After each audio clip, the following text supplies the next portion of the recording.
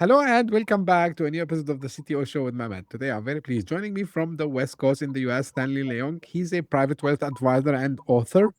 The way usually I like to do it, Stanley, I don't waste my guest times, in fancy, lengthy intros. I keep it just to them. So just tell us more about you, your background, your journey, and what you're currently up to. Before I give you the floor, just as the audience might guess, we're gonna talk about wealth, we're gonna talk about finance, we're gonna talk about, but for technical people who are usually, and I was one of them, I wasn't aware of this, so we're going to discuss these topics with you today.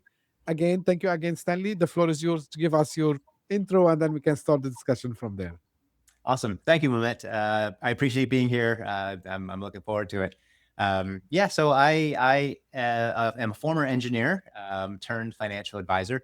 I have a master's degree from Cornell for electrical engineering. I designed computer chips for IBM for a couple of years in the late 90s, and then moved out here to California to work for Agilent Technologies, doing the same thing.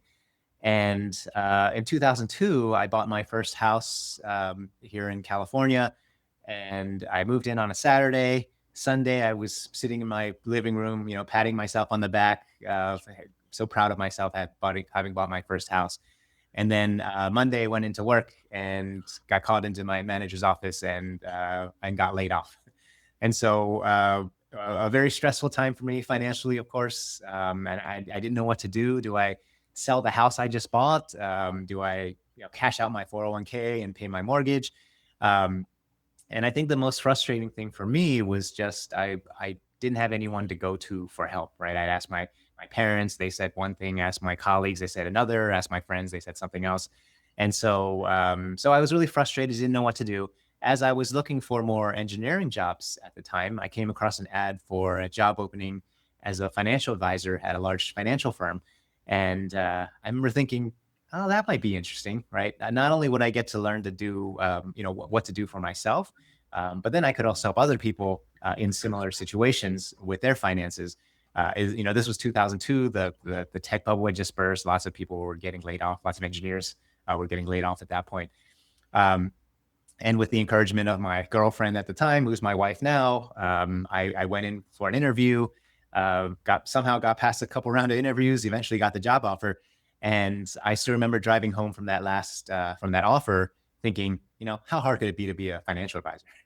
And the next 3 years of my life were the most miserable years of my life. And so partly you're starting a new business, right? Starting to build up a client base, so all the growing pains of starting a business, working 60-hour weeks, not making any money.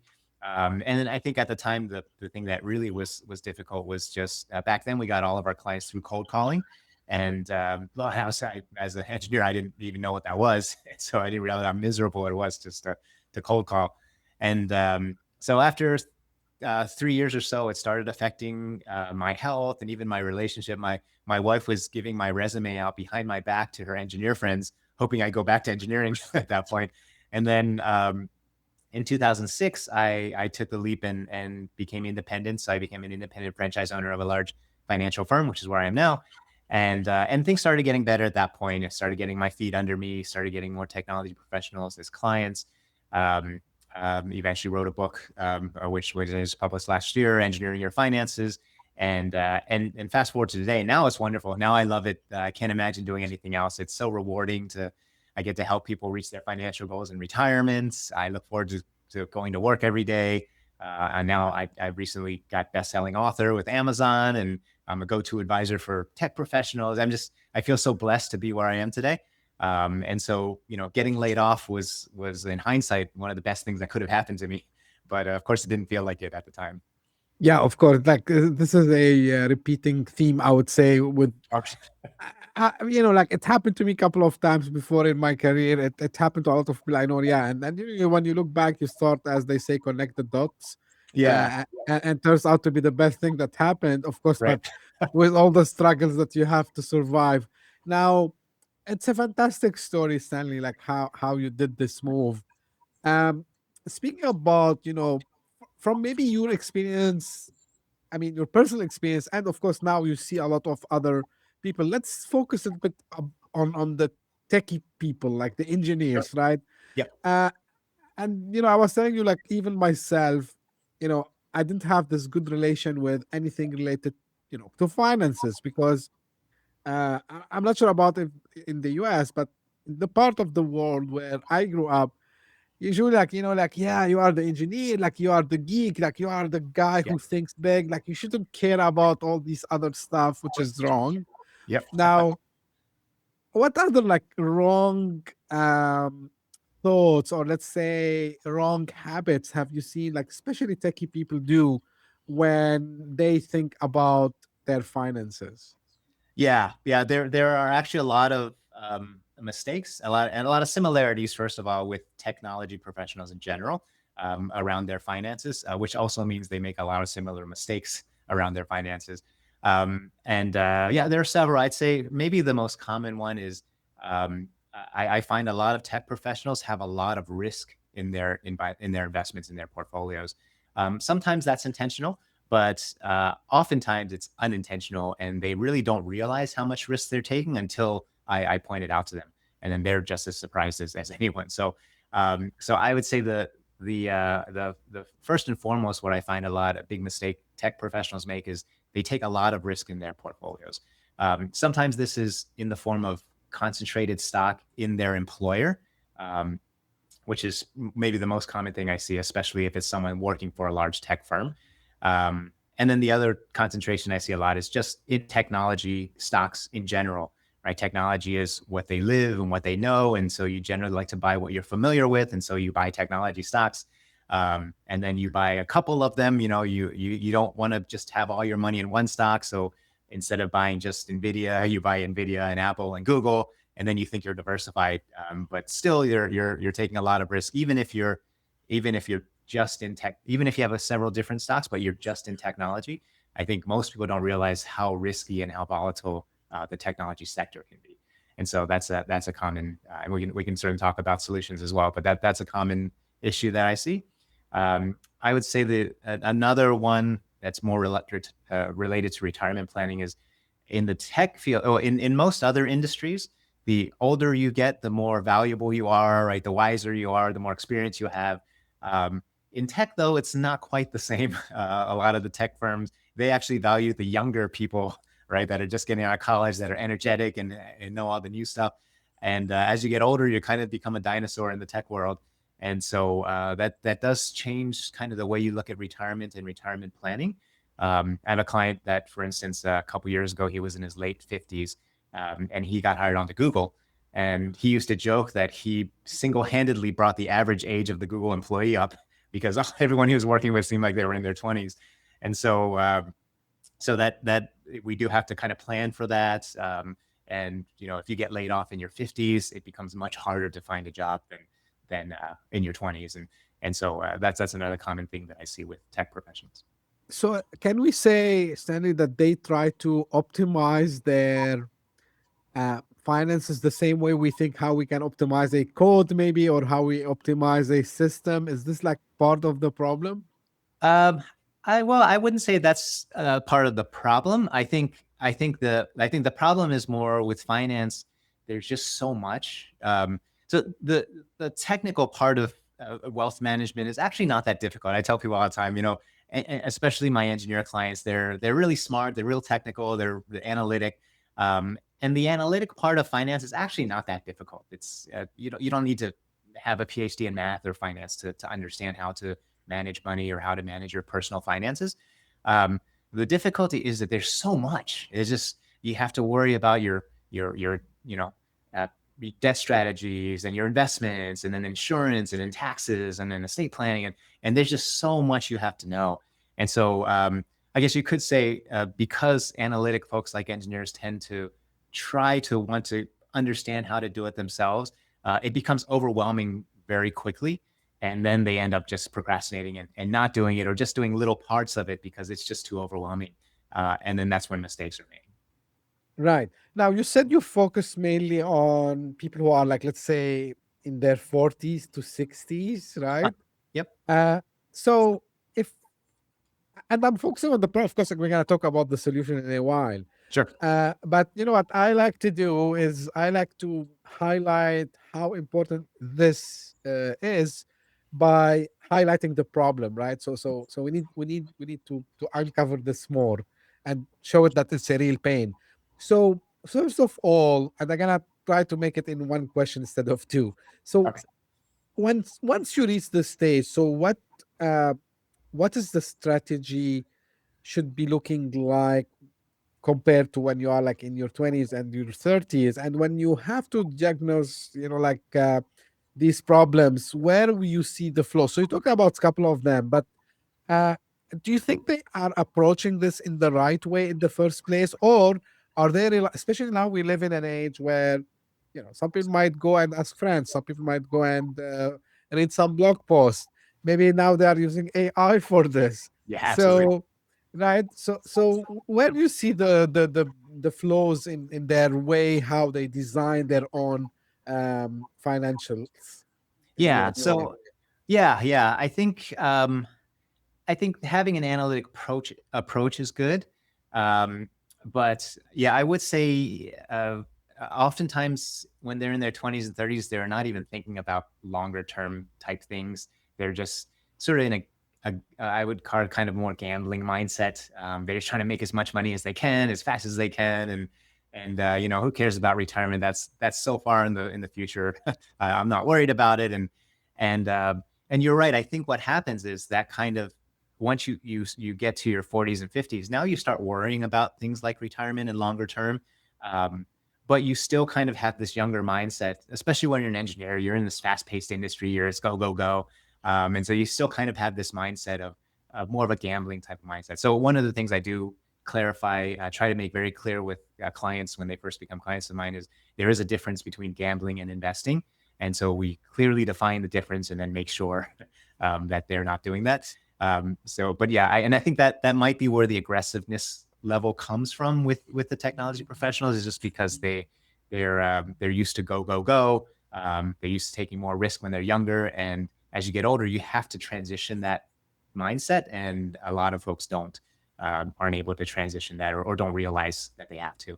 Um, Part of the reason I wrote the book, in fact, just kind of bring up what you were saying, is because just timing wise, we are in that information age, and especially the engineers, they're always looking online and looking at other people and trying to figure out their finances. And there is a lot of really good information out there. And as I said, now they're asking AI, right? And AI sometimes gives a really good answer and around finance, but sometimes AI gives a really ridiculous answer that's just obviously wrong from the beginning. But then it's that in between where AI gives what sounds like a good answer, but how do you know if it's right or not, right? Right. And same thing with anything online that you read. There's a lot of good information, but there's also a lot of information that's old or not good. And so I wrote the book as a way to help engineers navigate that. I have a client, for instance, just recently, a year or two ago, I had recommended a relatively straightforward tax strategy. Um, their accountant actually emailed me a month later and told me that I couldn't do this, and it was going to cause all these problems with their taxes and so forth. And they referenced an article online that kind of supported his argument. And so when I looked at the article was written like 2012, and it was correct for 2012, but a lot of tax laws have changed since then, and it's not correct for 2025 or 2026.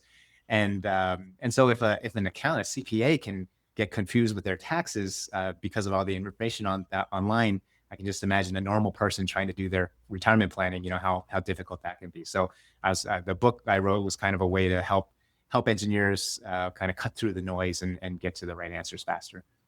Right. Before I deep dive with you on the solutions and the book, Uh-huh. one final thing regarding also the misconceptions, because you mentioned tech. You are in California. It's the capital of the tech. Yep. So we see these. And by the way, it's not only in California or in the US. Like even in other parts of the world, when you are in tech, we know like you are paid well. Like whether you Yeah. are an engineer, whether you are a manager, leader, so some people think, okay, you know what? Like I have a very high income. Why I even should even care about like, all this planning? I have financial security. How Yeah. dangerous is that, Stanley? Yeah, very. Yes, that's very dangerous. When you think about retirement. So actually, one response I often get with the younger folks when I say, hey, what are you doing for retirement? Or when I ask when they think they might retire, when they're younger, they say, oh, I don't think I'm ever going to retire. Right. I love what I do. I love this engineering thing, working at a startup. It's exciting. I'm just going to work until I die. And that's a very common answer I get for the younger folks. Um, and then it's the opposite. As you get into your 40s and 50s, like, oh, well, I want to retire early. And so, I think uh, to think that you can never retire, you're never going to retire, or you don't need to plan for it, I think is definitely a big mistake. One way I just think of it, retirement, if you retire in your 60s, you've got 30 years left in your life. It's like you're taking a 30-year vacation. You're saving money to take a 30-year vacation, right? You're working for maybe 40 years to take a 30-year vacation. So you do need to save, no matter how much you make, in order to make that happen. And so, I think it is very important to think of planning.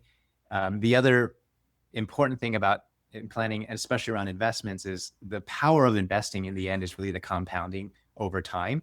And the longer you can compound, the better. One of the things I show younger folks just to get them excited about investing is if you just save, I show them a spreadsheet, right? You just save $200 a month from ages 20 to 30, and that's it. And then you're not saving more. You have $1 million, assuming 10% growth and everything, you have $1 million at around age 60.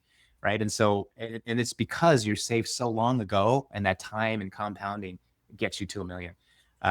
And so when you decide, I don't need to save right now, I'm making lots of money, and then, you're in your 40s and 50s, you don't have that time to compound anymore. And all of a sudden you have to save so much more money just to get to the same place. So the planning early is a really big help in retirement planning. But it's difficult sometimes when the attitude is, I don't have to worry about it. Right. Now let's talk about the solution. Like let's talk about engineering your finances. Yep. How, and feel free to give us as much details as you want. Okay. How that actually means in practice. Like is there a certain framework people need to follow? How that starts and how it looks like in practice, Stanley. Yeah. Yep. So I can start high level, and then we can dig Sure. down as detailed as you like. As I mentioned, it can be very overwhelming. There's so much you have to take care of with personal finance and wealth management. And so the way in the book, the way I break it up is I break it up into what we call the 7 key areas of financial planning, which we can go over if you like. But I break it up into, in a sense, like bite-sized pieces, right? There's that saying, how do you eat an elephant? One bite at a time. And so it's much easier if you can just attack one thing at a time rather than just trying to take care of the entire thing as a whole. With the caveat that each one of those parts, they tend to affect the other parts as well. So sometimes I think of it as like gears in a machine. One gear's turning affects how the other gear turns and so forth. So they do affect each other. You have to kind of take that balance into account. But if you can attack one thing at a time, it makes it a lot easier, less intimidating. Those 7 key areas are essentially determining your current financial position. This is like looking at things like your net worth and cash flow, debt levels, and strategies. We always say, if you want to figure out how to get to where you want to go, the first thing you have to figure out is where you are now. And so that's sort of where you are now. There's investment management, of course, and risk management, which we can definitely delve into. The third one is protection planning. So that's looking at your insurance coverages, home, health insurance, auto insurance, liability insurance, and so forth. The fourth one is workplace benefits. Fifth one is tax planning. Sixth is retirement planning, and the seventh is estate planning. And so, by breaking it up into those pieces, it just makes it a little easier to attack each one. I also do recommend attacking them sort of systematically, like an engineer would. The way my practice is set up, for instance, for our clients, we have 2 meetings a year. The first one's in the spring, and that's specifically focused around tracking your goals and protection planning. And then the meeting in the fall is specifically around taxes and investment strategy. And so we're very systematic and focused every year on making sure we cover everything and make sure we're getting all the strategies incorporated. So at a high level, that's kind of how we attack it systematically. And then within each of those categories, we certainly have different ways of approaching it and making sure that we're doing the right things for the clients. Right. I'm gonna, focus on one area specifically, which is the risk, right? Yeah, And the reason absolutely. I want to do this for multiple reasons. Of course, and I'm an engineer by trade, as you say in the US. Um, so anything I approach using data and logic, right? Including risk. Now the other thing is there's another factor which is emotions, right? And the fear and the greed as well. We know like these Yep. two, move things usually. Yep. So how much time you need to spend, Stanley, on managing these two, I would say, factors when we talk about the risk specifically. How important is we make sure that everyone is on the same page, let's say, regarding the risk assessment, and do they really understand this? And I'll tell you something, because there is a group here in the UAE, and people are part of it. I'm part of it also as well. About like I think they call it FIRE, like financial freedom, and Yeah, something. financially independent, retire early. Yep. Yep. Yeah, exactly. So, and the thing that, for example, specifically now with all what's happening in geopolitically and so on. So the first thing you see people they do when such event happen is they panic, right? And while the more wise guys, they would tell, no, it's a long-term investment. Like, better you don't go to the screen and check it. Like, Yep. but as engineers, we like to look at Yeah. screens, I read Stanley. it. Yep. So, Absolutely. how you advise your clients, I would say, to manage, this fear, greed, risk. You know, tell Mhm. me more. Yeah, yeah. So that's exactly right. Risk and emotions are very much tied together. And yes, I spent a lot of time actually. I would say almost most, especially in the investment side. You know, all the different categories. When you talk about investments, um, I'd say the majority of my time when we're talking about investments, it's around risk and emotion. So yeah, so a couple ways. First, something just to point out. I know oftentimes when people hear that I work with technology professional engineers, you know, they think, oh, these are very analytic people. And so emotions must not affect those people. And I would say it's almost the opposite. What I found is the more analytic and logical you are, the more emotional decisions you actually make. If only because, you know, they're just saying that you make with finance that, you know, you make emotional decisions with finance and then you later rationalize it with your logic. And analytic people, engineers especially, they are so good at logic that they make emotional decisions and they can convince themselves that their logic is sound and rationalize their own emotions. So I found analytic people actually make the most emotional decisions of anyone.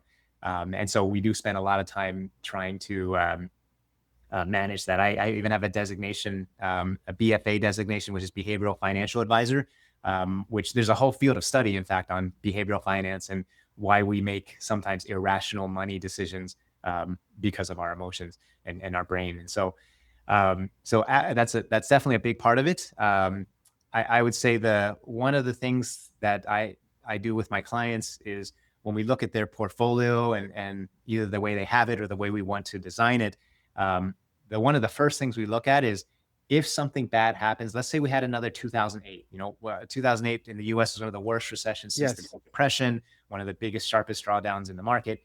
You know, how would this portfolio have done? Right, and then let's say it was kind of a moderate risk level. That portfolio might have lost 20 to 30%. The broad stock market in the U.S. lost, you know, over 50% from peak to trough during that time. And so I show them that, and I show them from a dollar amount. Okay, you have $1 million. Next year, 2008 happens to happen again. That means you're losing, you know, $300,000, $400,000, or if it's, you know, $10 million, now you're losing $3-4 million. And so, how do you feel about that, right? And I just sit back and let them stew on it. And you know, if they say, "Oh, that really makes me uncomfortable," I would panic. I'd pull out. Then maybe we're taking too much risk, right? And so then we can have that discussion. Whereas some clients will be like, no problem. Lose $3 million, no big deal. In fact, I want to invest more now. The stock market's cheap, right? In which case, okay, maybe this is the right investment risk level for you. Most people don't say that. Most people are on the opposite end of it. And especially when you put it as a dollar amount, it becomes real to them, right? 30% loss, what does that mean? But losing $3 million, well, now that can be a big deal. So I make sure to go through that with the clients. And I think that's a really good exercise. The other reason why it's a really helpful exercise is later on. The other thing, one of the things we learned in behavioral finance is we are actually really bad at determining how we'll act in the future. We think that, oh yeah, no problem, stock market drops a little bit, I'll be okay. But then when it actually happens, we act very differently than we think we'll act. And so even though they say, oh yeah, 30% drop, no problem, is that really the case, when it happens? But I think the fact that I'm going over it with them during a time that's not stressful, when times do get stressful and they do lose 30% later on, they can at least sit back and say, oh, Stan talked about this. Okay, we're okay. Don't panic. So I think just going over that, and if you're doing it yourself, just kind of understanding how big of a loss would your portfolio take in a time like 2008 or the tech bubble, and put it as a dollar amount so that it becomes real to you. And then really ask yourself, is that something you're willing to ride through? Right.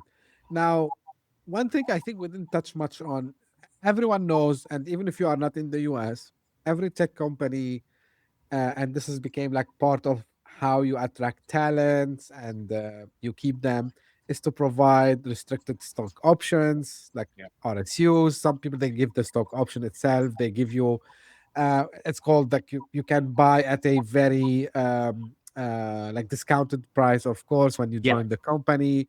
You Yeah. have concentrated equity as well. Look, there are multiple ways, and all of them, some people, they think it's part of an investment, right?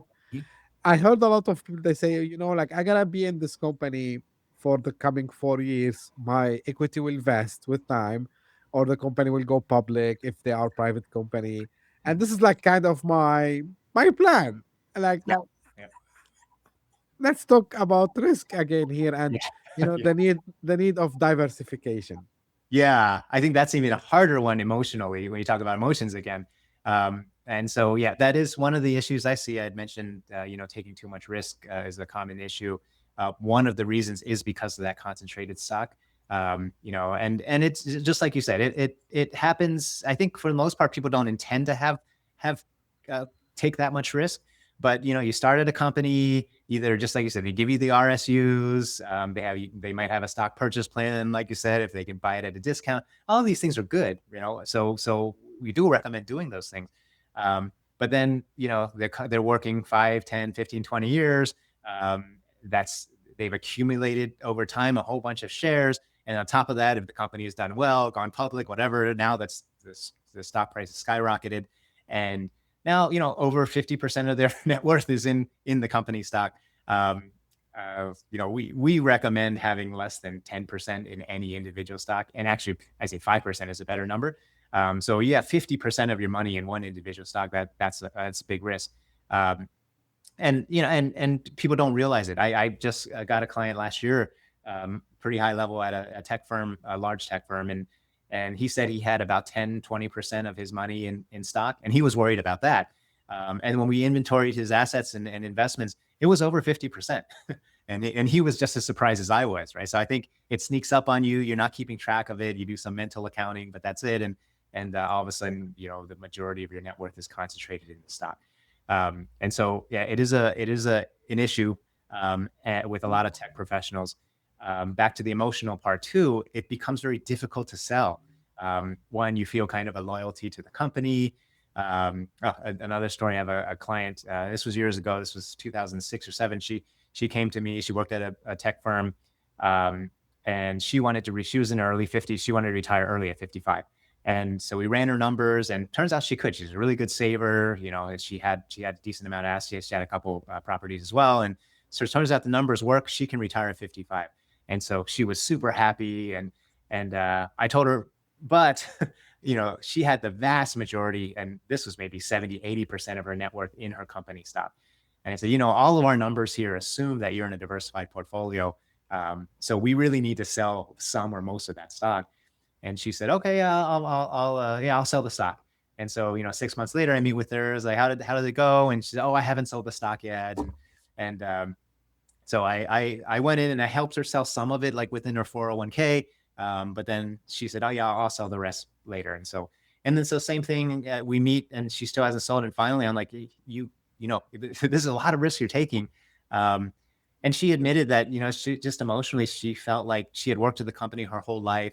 She felt loyal to the company. The company's gotten her to where she is today. She felt like selling the stock would be like she's being disloyal to the company. Oh, Yeah. And I told her, you know, CEOs sell their stock all the time, right? It's not a disloyalty thing. It's just a smart financial decision. But so she didn't. And then 2008 happened, stock price plummeted, and it actually delayed her retirement 10 years. She wasn't able to retire until 65 after that. And so she's retired now, and all is good. But you know, that was a painful lesson for her. And unfortunately, that's one of several stories I can tell where people have concentrated stock, didn't diversify. Um, Part of it is the loyalty. The other emotion that comes is just in selling stock. You know, when the stock has gone up, you think, oh, I can't sell it. It's on its way up. It's going to keep going, right? You always just think it's just going to keep going up. And if you sell it, you know, most places you have to pay taxes on the gains that you made when right. you sell it. And I don't want to pay, it's a big tax bill, especially if the price has gone up a lot. And so I don't want to pay the taxes. And so they don't sell it. But then if the stock is down, they don't want to sell it because then they think it'll just come back up.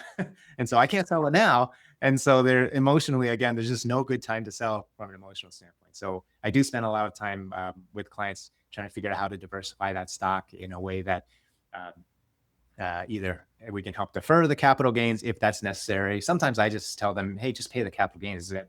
That means you've made a lot of money. That's not necessarily a bad thing. But that is one big issue that we see. Right. One topic we didn't too much, went into. We just like touched the surface, and it's like the area where you focus more. Now, of course, I gotta give myself as example only. I don't live in the US, but let's say um, I came to you, Stanley, and I told you, hey, look, Stanley, I'm 46. I work with one tech firm, but I'm very, very, very behind on my financials. I mean, in terms of savings, investments. Usually, of course, other than running the first thing you mentioned, up the debt, the assets, like, are there usually some kind of 2 to 3 moves usually you advise them to immediately do? For, let's say, for me, I came to, I said, hey, this is how much I earn. I'm just making up numbers. Like, Mhm. I earn maybe, let's say, $300,000 per year. I work in a tech firm. I have some stock options, but you know what? I didn't save. Yeah. I'm running, check to check. Yep. Uh, what I should be doing immediately. Yeah. So save, first of all, but a lot of I'd say a lot of tech firms, at least in the US, offer some pretty good tax savings plans for employees, especially if you're a big tech firm, you know, Apple, Google, Amazon. They usually offer something called an after-tax 401k. So it's Yes. yeah. Okay. So if you're familiar with that, so they have the regular 401k where you can put up a certain amount and either pre-tax or Roth.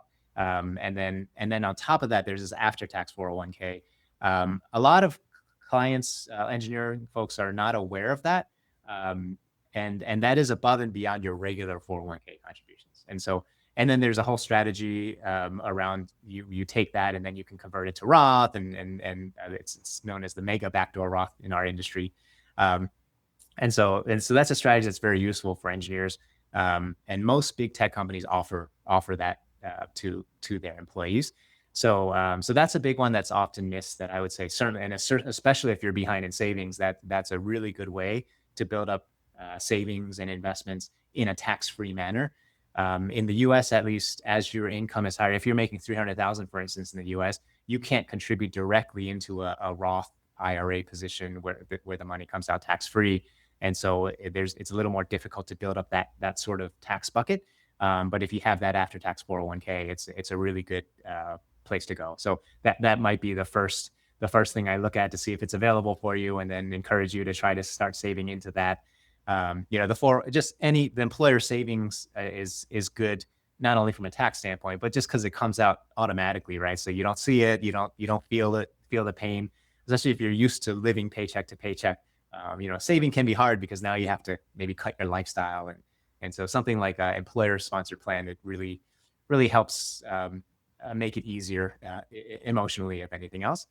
Right. So yeah, so I'd say saving into something like that, making sure now with that there is some strategy around that, so make sure you're doing it correctly. Um, and then again, I would say likely you have lots of concentrated stock as well, and so making sure that's diversified, especially you're 46, you're not that far away from retirement, at least not as far away as you used to be. You really need to start looking at making sure you're not taking too much risk. Even the technology sector, for instance, I think what most people don't realize is you can still lose a lot of money even if you're in the technology sector as a whole during a bad time. When the tech Right. bubble burst, most people, some people understand like the broad market, like the S&P 500, lost maybe about 50%, from peak to trough. The tech sector lost over 70% during that time. So you're getting close to retirement.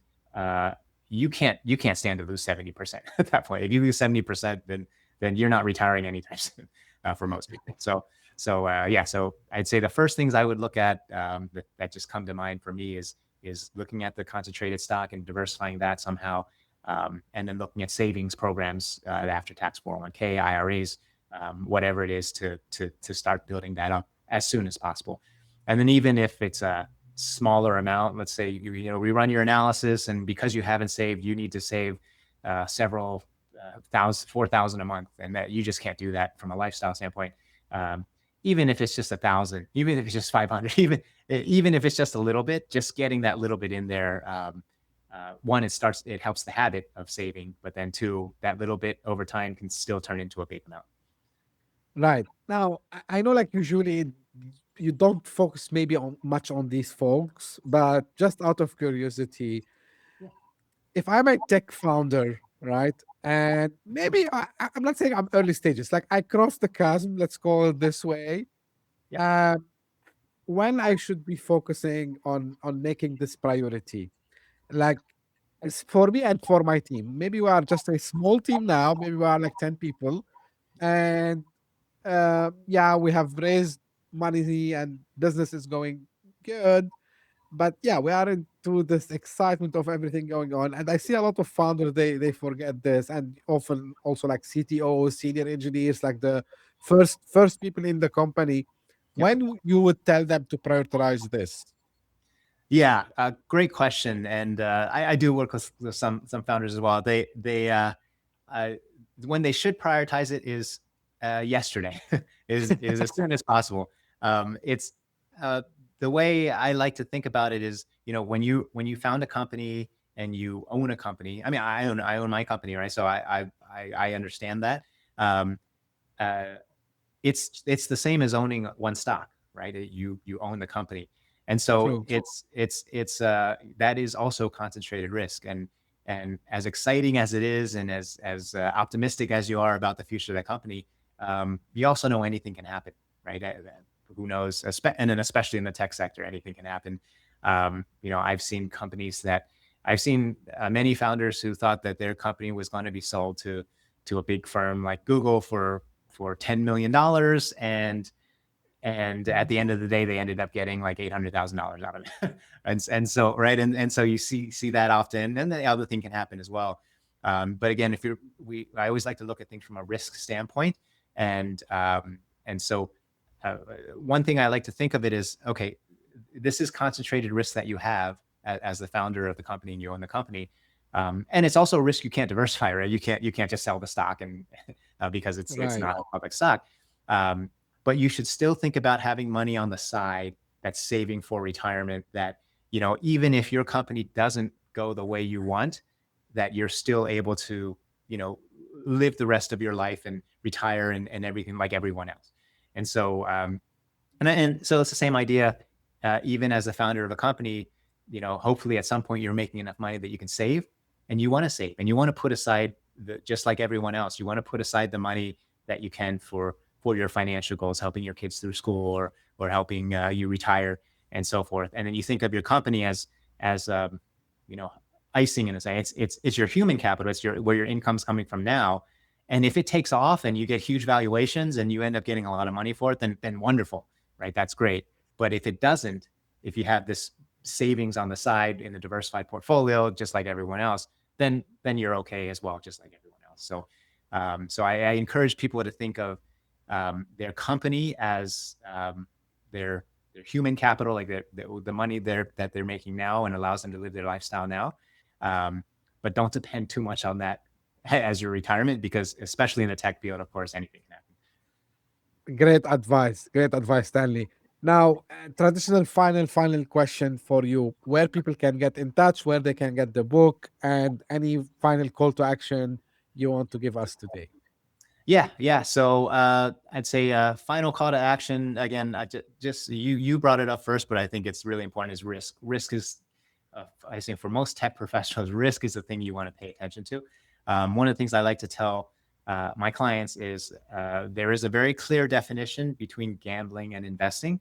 And there's several ways you can define it, but the way I like to look at it and explain it is when it comes to gambling, you're looking at the potential return of something, and risk is secondary or sometimes not even considered. Um, when you're investing, your risk is first and foremost your consideration. That's the highest priority. I always like to say, as investment managers, we call ourselves investment managers. Really, we're risk managers. Investment manager just sounds better, sounds sexier. So we call ourselves investment managers. We're really risk managers.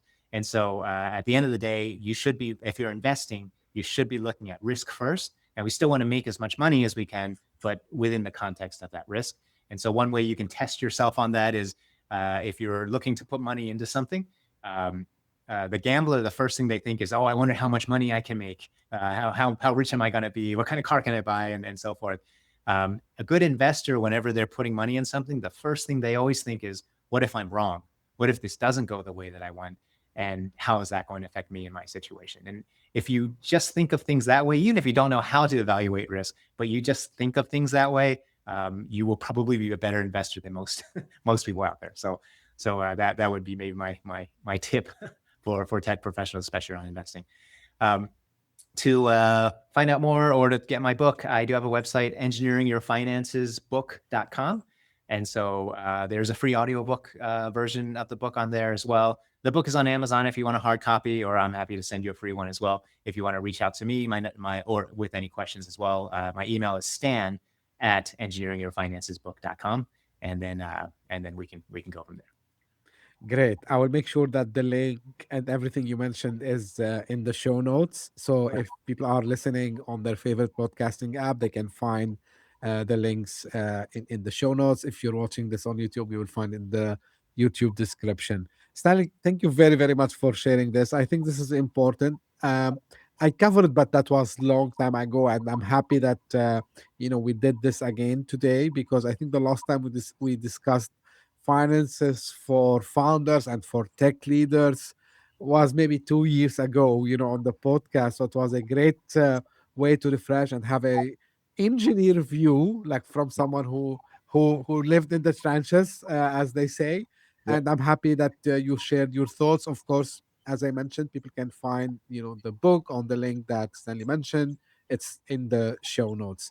Again, thank you very much, Stanley. And this is how I end my episodes. This is for my audience. If you just discovered us, thank you for passing by. Small favor, just share it with your friends and colleagues and subscribe to get, all the new episodes your way. And if you are one of the people who keep coming again and again, thank you very much for your loyalty. Thank you very much for tuning in. Thank you for recommending the show to people in multiple countries. This is why I see from the numbers we are getting in the Apple top 200 podcast charts across new countries. Some of them I've never been, even some of them, rarely we see them. So I'm happy we are reaching as much people as possible. This makes me happy. So thank you very much for the support. And as I say always, stay tuned for a new episode very soon. Thank you. Bye bye.